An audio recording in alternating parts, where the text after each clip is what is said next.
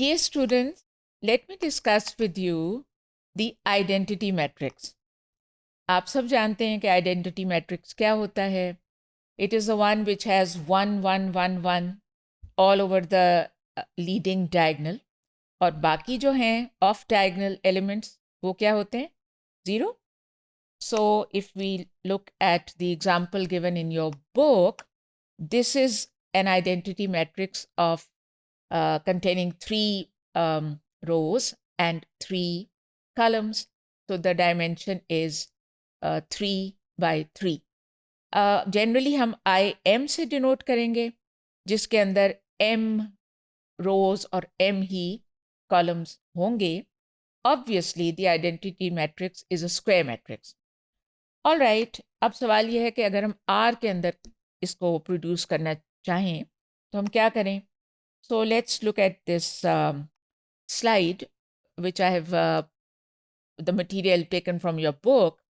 It says that we can create an identity matrix of any dimension using the standard matrix function. जाहिर है हम कर सकते हैं. अगर हम लिखें MATRIX, उसके बाद हम parenthesis जाहिर डालेंगे. उसके अंदर अगर हम लिखें C और उसके बाद parenthesis जो उसका अपना वाला है, उसके आगे अगर मैं लिखूं 100 कॉमे बीच में 100 010 001 और फिर क्लोज कर दूं और एंटर कर दूं, तो जाहिर है कि मुझे 3 by 3 वाला आइडेंटिटी मैट्रिक्स मिल जाएगा. लेकिन आप देख नहीं रहे कि ये कितना लंबा सारा कुछ करना पड़ गया. So there is a much quicker way of doing it. और वो क्या है? वो ये है कि आप डायग वाला फंक्शन इस्तेमाल कर लें. तो how do you do that? ये देखें, एज सिंपल एज दिस. आप उसका नाम ए रख लें, बी रख लें, जो आपका दिल चाहे आप रख लें.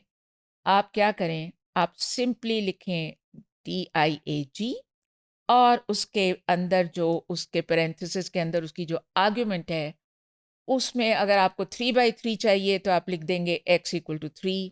अगर आपको 5 by 5 चाहिए तो आप लिख देंगे x = 5 एंड सो ऑन. तो मैं ट्राई करती हूँ इसको.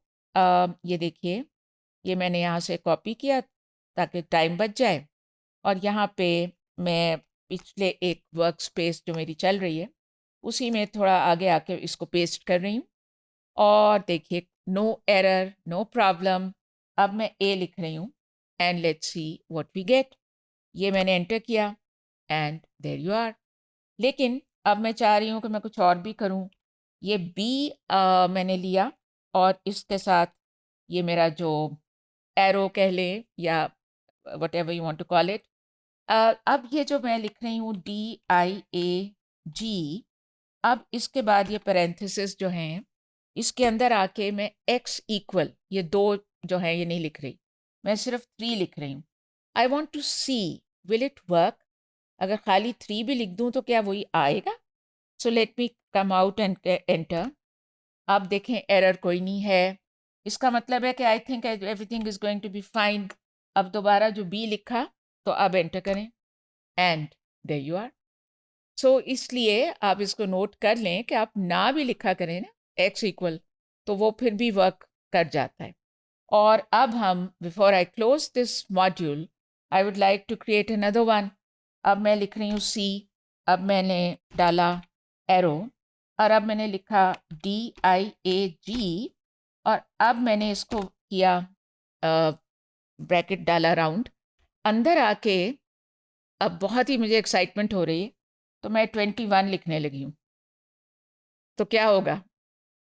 देखिए, अनफॉर्चुनेटली आइडेंटिटी मैट्रिक्स के अलावा कुछ नहीं आएगा.